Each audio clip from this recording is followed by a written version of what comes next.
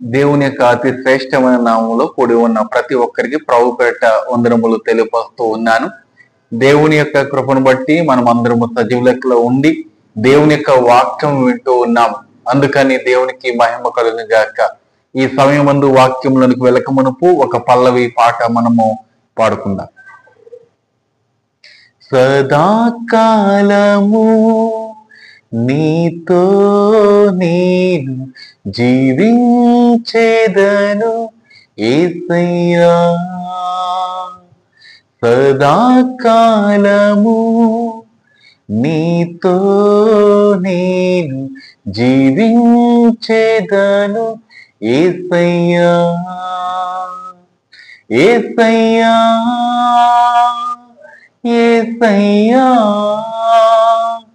యేసయ్యా, యేసయ్యా. ప్రార్థన చేస్తాం. పరిశుద్ధుల ప్రేమల తండ్రి యేసయ్య, నీకు వందనాలు. ఈ యొక్క సమయం ప్రభువా, నీ యొక్క వాక్యాన్ని ధ్యానం చేయుచుండగా మాకు కావలసిన నీ యొక్క వాక్యము మాకు అనుగ్రహించి నీ కృపచాటం మమ్మల్ని అందరినీ మీరు బలపరిచి స్థిరపరుస్తారని, ఈ యొక్క నేటి దిన మరి ఆశీర్వాదము కలిగే చక్కటి వాక్యం ద్వారా మేము నడుచుకునే బాధ్యత అనుగ్రహిస్తారని యేసు నామములో వేడుకుంటున్నాము తండ్రి, ఆమేన్. ఈ యొక్క దినమందు మనము ధ్యానము చేయబోతున్న వాక్యాంశము దేవుని ప్రేమను తెలియజేయము. దేవుని యొక్క ప్రేమను తెలియజేయము అనే అంశము ద్వారా ఈరోజు మనము ధ్యానం చేయబోతూ ఉన్నాం. గడిచిన దినాల్లో ఈ వారం అంతయు కూడా ఈ యొక్క ప్రకృతి గురించి మనము ధ్యానం చేస్తూ ఉన్నాం. అయితే ఈ యొక్క ప్రకృతిలో చాలా ప్రాముఖ్యమైనగా మరి ఈ యొక్క చెట్ల గురించి అలాగనే పక్షుల గురించి మనం మాట్లాడి ఉన్నాము. వాటికంటే మనుషుడు చాలా శ్రేష్టమైన వాడని దేవుడు వాక్యాల ద్వారా మనకి తెలియజేస్తున్నాడు. అయితే ఈ యొక్క నేటి దినమందు వాక్యాన్ని మనము ధ్యానం చేద్దాము. 2వ కొరింథీలు 9వ అధ్యాయము 10 నుంచి 11 వచనాలు మనము ధ్యానం చేద్దాం. దేవుని యొక్క పరిశుద్ధ గ్రంథము మీ దగ్గర ఉన్నట్లయితే దయచేసి ఈ యొక్క పరిశుద్ధ గ్రంథాన్ని తెరిచి ఈ వాక్యాలన్నీ చూడవలసిందిగా నేను కోరుచూ ఉన్నాను. 10వ వచనము, విత్తువానికి విత్తనములు తినుటకు ఆహారమును దయచేయు దేవుడు మీకు విత్తనము దయచేసి విస్తరింపచేసి మీరు ప్రతి విషయములో పూర్ణోద్ధార్య భాగ్యము గల వారగునట్లు మీ నీతి ఫలములు వృద్ధి పొందుచును. ఇటు ఔదార్యము వలన మా ద్వారా దేవునికి కృతజ్ఞత స్తుతులు చెల్లింపబడును. దేవునికి స్తోత్రము కలుగుగాక. అపోస్తుడైన పౌలు మరి ఇస్తున్న ఈ యొక్క స్టేట్మెంట్, ఈ యొక్క వాక్యం ఏమిటంటే, విత్తువానికి విత్తనములు తినుటకు ఆహారమును దయచేయు దేవుడు మీకు విత్తనము దయచేసి విస్తరింపచేసి. ఈ వాక్యాన్ని క్షుణ్ణముగా ఈ యొక్క సిద్ధాంతాల్లో మనము ఈ యొక్క వాక్యాన్ని తేరి చూస్తున్నప్పుడు చాలా మంది ఈ యొక్క వాక్యము కేవలము విత్తనాల గురించే మాట్లాడి ఉన్నాడు దేవుడు అనుకుంటారు. కానీ ఇక్కడ ఈ యొక్క కాంటెక్స్ట్, ఈ యొక్క వాక్యం ఏమి మనకి వివరణ చేస్తున్నదంటే, విత్తువానికి విత్తనమును తినుటకు ఆహారమును దయచేయు దేవుడు మీకు విత్తనము దయచేసి విస్తరింప చేసి. ఏమండి, ఇక్కడ విత్తనము అనగా అలాగనే ఆహారము అనగా మనం స్పష్టంగా తెలుసుకోవాల్సినది ఏంటంటే, విత్తనము దేవుడు మనకి ఒక స్పష్టంగా కొన్ని వరాలు మనకి ఇచ్చి ఉన్నాడు.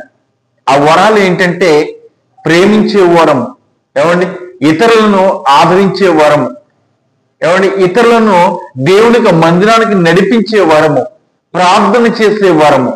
ఈ యొక్క వరాలన్నీ ఉన్నాయి కదండి. విత్తనం అనగా ఏంటి? విత్తనము ఏదైనా ఒక చెట్టు యొక్క విత్తనమో లేకపోతే ఒక పాదు యొక్క విత్తనమో మనము నేలను పాతి పెట్టినట్లయితే ఆ నేల నుంచి ఆ విత్తనము మొలుస్తుంది. ఆ విత్తనము చచ్చి మొలుస్తుంది. మొక్కగా, మానుగా, ఒక పాదుగా అది వస్తూ ఉంటారు. అయితే దేవుడు మనకు ఒక విత్తనం ఇచ్చి ఉన్నాడు, అనగా కొన్ని వరములు ఇచ్చి ఉన్నాడు. ఆ వరాలను బట్టి దేవుణ్ణి మనము గణపరచాలి. దేవుని స్తోత్రము కలుగుగాక.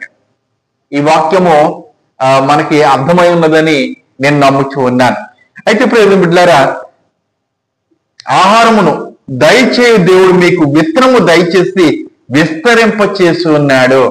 ఏమండి, ఆయన ధనమిచ్చి నిన్ను విస్తరింప చేస్తున్నాడు. ఆయన నీకు జ్ఞానం ఇచ్చి నిన్ను విస్తరింప చేసి ఉన్నాడు. ఆ విస్తరణ ఏంటంటే, మనము చెప్పే తలంతున్నది, వాక్యము చెప్పే తలంతున్నది. ఏమండి, ఆ వాక్యము ఆ యొక్క వీధుల్లో చెప్పలేని స్థితిలో మనం ఉంటూ ఉన్నాం. కేవలము దేవునికి మందిరంలో నుండే దేవునికి వాక్యాన్ని విత్తుచూ ఉన్నాం. మనము గ్రామంలోకి కూడా వెళ్ళాలి. ఏమండి, సకల జనులకు సువార్తను ప్రకటన చేయమన్నాడు దేవుడు. ఆ యొక్క సువార్త ఎక్కడ ప్రకటన చేయాలి? వీధుల్లో ప్రకటన చేయాలి. సువార్త లేని ప్రాంతంలో ప్రకటన చేయాలి.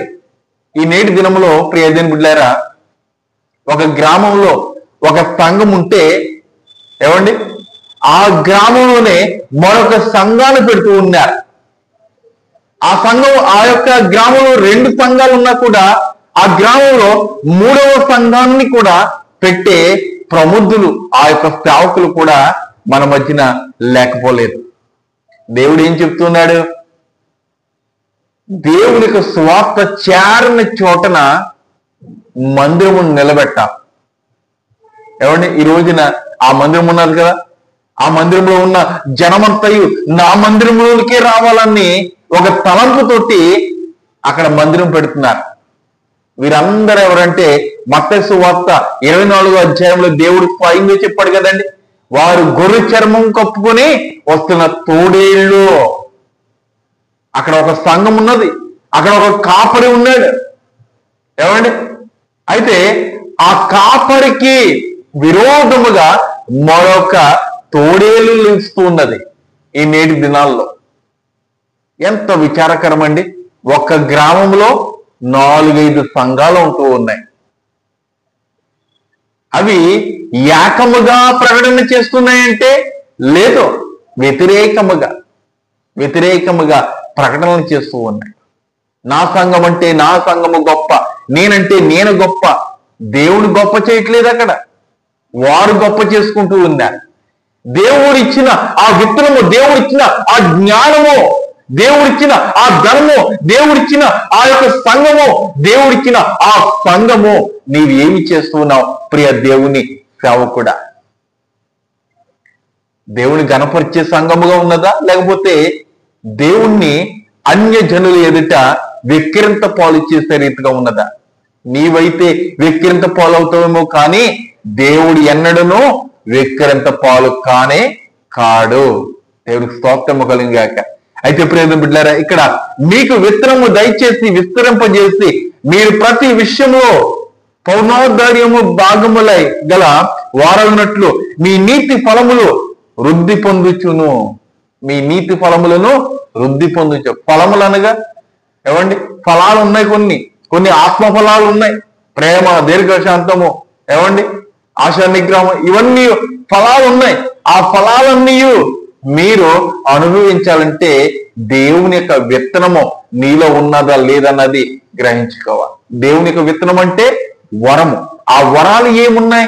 పాడే తలంతు, దేవుని యొక్క వాక్యాన్ని ధ్యానం చేసే తలంతు, దేవుని యొక్క వాక్యం ద్వారా అనేకులను దేవుని వైపు తిప్పే తలంతు, దేవుని యొక్క వాక్యము వీధుల్లో ప్రకటన చేసే తలంతు. మందిరంలోనే కాదండి, ఏమండి, వారానికి ఒకసారి మందిరానికి వచ్చి ఆ జనులకు కనబడి దేవుని యొక్క వాక్యము అరగంటో గంటో విత్తి మరలా నీ యొక్క పనులు చేసుకోవడము కాదు. సేవకుడు ఎప్పుడు దేవుని యొక్క పనిలోనే ఉండాలి. మత్తయి సువార్త తెలియజేస్తున్నది, ఒక యజమానుడికి ఏమండి 2 దాసులు ఉండటము ఎరగదు. కనుక ప్రియమైన బిడ్డలారా, ఒక దాసుడికి 2 యజమానులు ఉండటం కాదు. కనుక ప్రియమైన బిడ్డలారా, మనము ఆ యజమానుడికి మాత్రమే, ఆ యజమానుడు మనకి ఒక్కడే ఉన్నాడు, ఆయనకి మాత్రమే దాసుడిగా ఉండాలి. ఈ లోకంలో పనులు చేసుకుంటూ, ఈ లోకంలో ఉద్యోగాలు చేసుకుంటూ దేవుని యొక్క పని కూడా ఒక ప్రక్కన చేస్తానంటే అది కుదరదు. వెచ్చగానే ఉండు, చల్లగానే ఉండు. నులువెచ్చని స్థితిలో ఉన్నట్లయితే నేను ఉమ్ము వేస్తానని ప్రకటన గ్రంథము 3వ అధ్యాయము 16వ వచనంలో తెలియజేస్తున్నది. కనుక ప్రియమైన బిడ్డలారా, ఉమ్ము వేసే రీతిగా ఉండదు. ఈ చివరి సంఘానికి 7 సంఘాలు ఉన్నాయి కదండి. చివరి సంఘము ఏమండి, లౌదీసియా సంఘము. ఆ సంఘములో ఏ మంచి లేదు. మునుపటి సంఘంలో ఏదో మంచి ఉన్నది, దేవుని యొక్క ప్రేమను అక్కడ కనుపరుచున్నా. కానీ ఈ యొక్క లౌదీసియా సంఘంలో ఎటువంటి ప్రేమ లేదు. అందుకనే దేవుడు ఏమంటున్నాడంటే ఉమ్ము వేస్తానంటున్నాడు. అటువంటి సంఘాలు ఈ నేటి దినాల్లో ఏమండి వృద్ధి పొందుతున్నాయి. ప్రియమిత్రులారా, ఈ లోకానుసారముగా వృద్ధి పొందొచ్చేమో, కానీ దేవుని యొక్క దృష్టిలో నీవు నీచి మాలిన స్థితిలో ఉన్నావని నీవు జ్ఞాపకం చేసుకో. ఒక గ్రామంలో ఒక సంఘం ఉంటే సరిపోతుంది.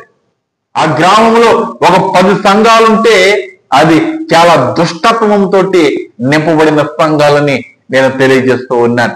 అలాగనే ఇక్కడ ప్రియమిత్రులారా, ఇక్కడ ఈ యొక్క వాక్యము విత్తనం అనగా దేవుని యొక్క వరము. ఆ వరము నీలో ఉన్నదా? ఆ వరము నీలో ఉన్నట్లయితే దేవుని కొరకు వాడు, దేవుని కొరకు నీవు జీవించు. దాన్ని బట్టి దేవుని నేను దీవిస్తాడు. ఇక్కడ హోషేయ గ్రంథము 10వ అధ్యాయం 12వ వాక్య భాగం ఒకసారి చదువుదాం. నీతి ఫలించినట్లు మీరు విత్తనము వేయుడి, ప్రేమయును కోత మీరు కొయ్యడి. యెహోవాను వెదుకుటకు ఇదే సమయము గనుక ఆయన ప్రత్యక్షమై మీ మీద నీతి వర్షము కురిపించినట్లు ఇది వరకెన్నడను దున్నని బీడు భూమిని దున్నడి. ఇది వరకు ఎన్నడను దున్నని బీడు భూమిని దున్నండి. ఎవరో దున్నుతున్న భూమిని లాక్కోవడము కాదు ప్రియ, దేవుని సేవకుడా. ఈరోజు చాలా మంది సేవకులు ఈ యొక్క వాక్యాన్ని వింటారు, వారికి కూడా మరి కోపం వస్తాయేమో. కానీ ప్రియమిత్రులారా, ఈ వాక్యము దేవుని యొక్క పరిశుద్ధాత్మ దేవుడు నాకు తెలియజేస్తూ ఉన్నాడు. మనము ఎన్నడు దున్నని బీడు భూమిని మనం దున్నాం అనగా దేవుని వాక్యము ఎన్నడు వినని వారి దగ్గరికి వెళ్ళి దేవుని యొక్క వాక్యాన్ని వారికి బోధించాలి. ఏమండి, ఈ రోజున హైందవ సహోదరులు దేవుని యొక్క వాక్యము కొరకు చెవియొగ్గి ఆలకిస్తూ ఉన్నారు. ఏమండి, క్రైస్తవుల మధ్యకి వచ్చి దేవుని యొక్క వాక్యం విత్తితే అదేదో పెద్ద పని కాదు. దేవుని యొక్క వాక్యము వినలేని వారి దగ్గర దేవుని యొక్క వాక్యం విత్తితే వారు జీవించబడతారు. అనగా దేవుని యొక్క ఆ దేవుని యొక్క ప్రేమను కనుగొనే అవకాశం వారికి నీవు కలగజేసిన వాడుగా ఉంది. నీతి ఫలించినట్లు మీరు విత్తనము వేయుడి.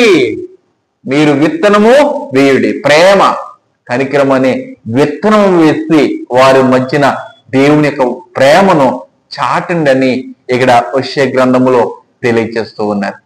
ఏమండి, ఎటువంటి ప్రేమను మనము ఆ యొక్క దేవుని యొక్క ప్రజల మధ్యన పెడుతూ ఉన్నాము. ఈ రోజున ప్రియమిత్రులారా, ఎవరైనా సేవకులు ఒక ప్రాంతంలో సేవ చేస్తుంటే ఆ సేవకుడు మంచోడు కాదు, లేకపోతే ఆ సేవకుడి మీద ఎన్నో కుట్రలు చేసి ఆ సేవకుడిని అక్కడ తొలగించేసి నీవు అక్కడ శిష్ట వేయడానికి సిద్ధపడుతూ ఉన్నా. దుష్ట మార్గము ద్వారా, దుష్ట ఆలోచన ద్వారా. ఏమండి, ఇలాగన ఉన్నట్లయితే అది నిజమైన దేవుని యొక్క సువార్త కానే కాదు. ఒక ప్రాంతము గుండా నేను వెళ్తున్నప్పుడు, ఆ రోడ్డు గుండా వెళ్తున్నప్పుడు ఏమండి, మెయిన్ రోడ్డు ప్రక్కన ఇంచుమించుగా 1 కిలోమీటర్లోనే 4 సంఘాలు ఉన్నాయి. 1 కిలోమీటర్లోనే 4 సంఘాలు ఉన్నాయి. ఇటువంటి సంఘాలు ఇలాగనే ఏర్పడినట్లయితే అన్యులకి క్రైస్తవులు ఎలా కనపడతారో తెలుసా? హేయులుగా కనపడతారు. హేయులుగా కనపడతారు. దేవుడు నిజమైన వాడే, కానీ మనుషులు మాత్రమో చాలా చెడ్డ త్రోవలు నడుస్తూ ఉన్నారు. దేవుని యొక్క వాక్యము పట్టుకుంటే సరిపోదు. దేవుని యొక్క బైబిల్ గ్రంథాన్ని చేతపుచ్చుకుని బోధిస్తే సరిపోదు. ఎక్కడ బోధించాలి, ఎక్కడ విత్తనము వేయాలన్నది నీవు తెలుసుకోవాలి. తెలుసుకోకుండా దేవుని యొక్క వాక్యాన్ని చేతపుచ్చుకున్నట్లయితే ఏమండి, యోబు గ్రంథంలో, యోబు పత్రికలో తెలియజేస్తున్నట్లుగా జరుగుతుంది అన్నమాట. సేవకుడికి 2 అంచెల తీర్పు ఉన్నది. 2 అంచెల తీర్పు. చాలా జాగ్రత్తగా దేవునికి సేవను చేయాలి ప్రియ దేవుని సంగమా. దేవునికి సేవ నడుస్తున్న దగ్గర సేవ చేయడం కాదు, దేవునికి సేవ లేని చోటన నీవు సేవ చేసినట్లయితే దేవుడు నిన్ను అధికమైన వృద్ధిలోనికి ఆయన తీసుకొచ్చి నిన్ను అభిషేకిస్తాడు. అలాగనే చేయాలి. ఎన్నడూ దున్నని బీడి భూములు మనం సేవ చేయాలి. అలాగనే సేవ చేసినట్లయితే దేవుడు బహుగా నిన్ను మనలందరినీ దీవిస్తాడు. ఏమండి, కనుక అటువంటి సేవ చేయాలని నేను మనస్ఫూర్తిగా కోరుకుంటున్నాను. దేవుడి యొక్క మాటలను దీవించి ఆశీర్వదించింది గాక. ఆమె ప్రార్థించుకుందాం. పరిశుద్ధుల ప్రేమల తండ్రి యేసయ్య నీకు వందనాలు. ఇంతవరకు ప్రభువా నీ యొక్క వాక్యం ద్వారా మా అందరితోటి సూటిగా తేటగా మీరు మాట్లాడినారు. అవును యేసయ్య ప్రభువా, మరి తెలియని చోటకు వెళ్ళి మేము సేవ చేసే బాధ్యత దయచేయండి ప్రభువా. నేను ఇతర సంఘాల నుంచి ఆ యొక్క విశ్వాసులను మా యొక్క సంఘాలకి మేము పిలుచుకోవడము కాదు, కానీ ప్రభువా నేను నీవిచ్చిన సంఘాన్ని బట్టి తెలియని ప్రదేశానికి వెళ్ళి సువాసన ప్రకటన చేసి అక్కడ సంఘము స్థాపించే బాధ్యత యోగ్యత మా అందరికి మీరు అనుగ్రహించండి నాయన. ఇక ప్రభు నిశ్చితమైతే ఈ యొక్క వాక్యం వింటున్న సహోదరులను మీరు దీవించండి, ఆశీర్వదించండి ప్రభు. ఎవరైతే బలహెత్తుకున్నారో ప్రతి ఒక్కరిని మీరు బలపరచండి. ప్రత్యేకంగానైనా సహోదరి కవిత గారి కొరకు మేము ప్రార్థిస్తున్నాం. నిశ్చితమైతే ప్రభు ఆ బిడ్డని మీరు ముట్టండి, స్వస్థపరచండి. ఆ కిడ్నీని మీరు బాగు చేయండి అయ్యా.